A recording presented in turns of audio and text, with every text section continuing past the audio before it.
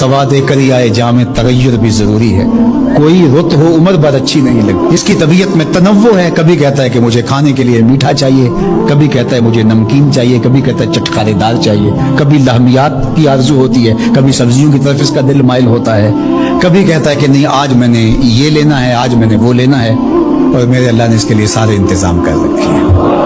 اللہ اکبر۔ اور جس کو ایک چاہیے اس کو ایک ہی دے رہا ہے، اور جس کو جتنا چاہیے اس کو اتنا دے رہا ہے۔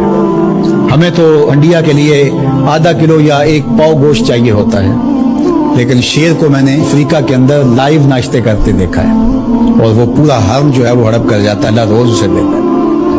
ہنس ایک پرندہ ہے، وہ سچے موتی کھاتا ہے، اور سچے موتی پنساری سے آپ لینے جائیں تو تولو ماشوں میں ملیں، اور وہ بھی لاکھوں روپے میں، اور وہ بھی تیقن سے آپ نہیں کہہ سکتے کہ اس میں 2 نمبری تو نہیں ہے، یہ واقعتاً صحیح ہے، چونکہ آج کل تو یہ چیزیں چلتی ہیں، لیکن اس کو پیٹ بھر کے چاہیے ہوتے ہیں صبح شام دوپہر۔ اور دنیا کے اوپر ایک ہنس نہیں رکھا ہوا اللہ نے، لاکھوں ہنس کروڑوں ہنس دنیا پہ پائے جاتے ہیں، اور ان کو اربوں موتی روز چاہیے، اللہ روز عطا کر رہا ہو۔ تو یہ ہے اس کی ربوبیت، جس کو جو چاہیے وہ عطا کر رہا ہو۔ رب العالمین، تمام جہانوں کا پالنے والا ہے۔ رب کا معنی علماء نے یہ کیا ہے، حضرت عبداللہ ابن عباس فرماتے ہیں انہ مالک الدنیا و انہ مالک الاخرہ، یہ دنیا کا بھی مالک ہے اور آخرت کا بھی مالک ہے۔ رب یہ صرف دنیا میں ہی نہیں، آخرت کے اندر بھی اس کے خانے کرم پہ لوگ پل رہے ہوں گے، اور دنیا میں بھی اس کے خانے کرم پہ لوگ پل رہے ہیں۔ اب عالم کیا ہے؟ ما سوی اللہ کو عالم کہتے ہیں۔ علماء نے اس پر بہت کچھ لکھا، لیکن حضرت وہب بن منبہ رضی اللہ تعالیٰ عنہ فرماتے ہیں کہ 18,000 عالم ہیں، ان میں سے ایک عالم یہ عالم دنیا ہے۔ بہت ساری چیزیں ہماری انسان کی پہنچ ہی وہاں تک نہیں۔ وما یعلم جنود ربک الا هو، اللہ کے لشکروں کو کون جانے؟ اللہ، وہی جانتا ہے اس نے کیا کیا پیدا کیا۔ انسانی مرغ عقل تھک کے گر جاتا ہے۔ اللہ اکبر۔ تو کہا رب العالمین، تمام جہانوں کا پالنے والا۔ اچھا، یہاں رب المسلمین نہیں کہا گیا، رب المطیعین نہیں کہا گیا، رب المتقین نہیں کہا گیا، صرف نیکوکاروں کا، اچھے لوگوں کا رب ہو۔ جو نہیں مانتے وہ ان کا بھی رب ہے، جو انکار کرتے ہیں ان کا بھی رب ہے۔ اللہ اکبر۔ یہ اس کی ربوبیت کی شان ہے کہ وہ اپنوں بیگانوں کو سب کو نواز رہا ہے۔ اور اگر آپ کی توجہ ہو تو یہاں ایک جملہ اور کہنا چاہوں گا، رب کا لفظ جو ہے وہ واحد ہے اور عالمین جمع ہے۔ رب العالمین، ایک رب اتنے جہانوں کو پال رہا ہے، ایک رب اتنے جہانوں کو پال رہا ہے۔ چلو اس سے آگے ایک اور بات کروں، رب واحد ہے اور عالمین جمع ہے، تو ایک رب کے کئی بندے ہو سکتے ہیں، ایک بندے کے کئی رب نہیں ہو سکتے، اس لیے رب کو واحد رکھا، عالمین کو جمع رکھا۔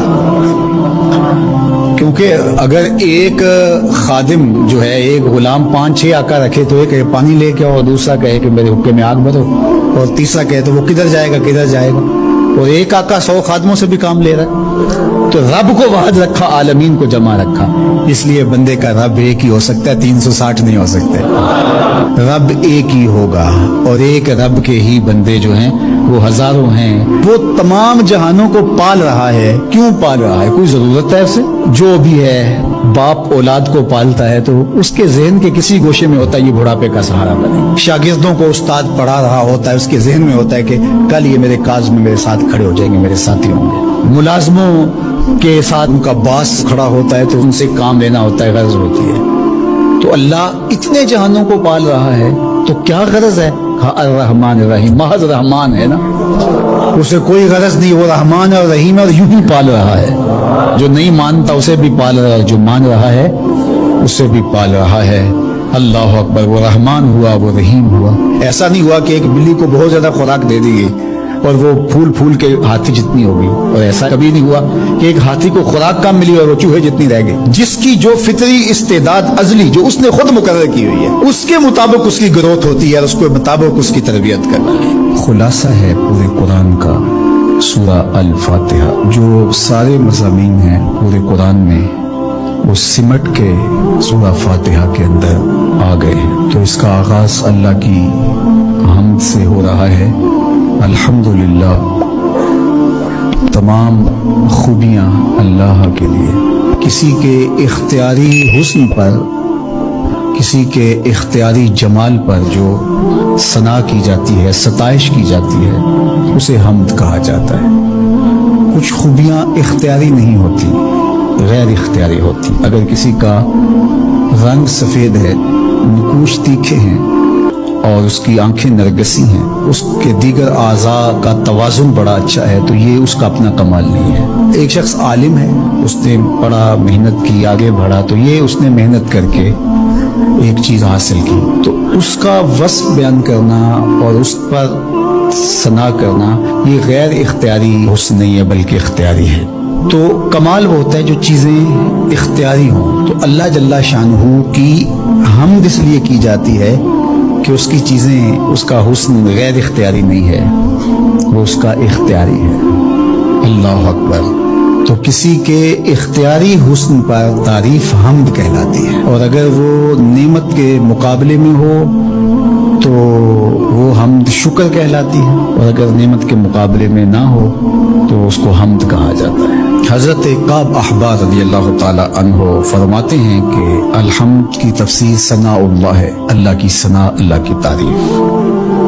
और हज़रत दहाक बिन मज़ाहम ने इसका तर्जुमा किया है, अल्हम्दुलिल्लाह रिदाउर रहमान, ये रहमान की चादर है। जिस तरह चादर जीनत देती है और विकार की अलामत होती है, और अहले अरब कंधे के ऊपर चादर डाल करके जो है वो एक खास उनकी हैत होती है। यहाँ गर्मी सर्दी से बचाव के लिए चादर ली जाती है, लेकिन अरब में चादर जो है वो जीनत के लिए ली जाती है। और वो आपने देखा होगा कि अरब उलमा यहाँ कंधे पे चादर रखते हैं, तो वो जीनत के लिए होती है, जरूरत के लिए नहीं होती। तो इसलिए यहाँ जो रिदाउ रहमान कहा गया है, तो अल्हम्द रहमान की जीनत है, विकार की चादर। सना की जितनी भी किस्में और जितनी भी सूरतें हैं वो अल्लाह के लिए।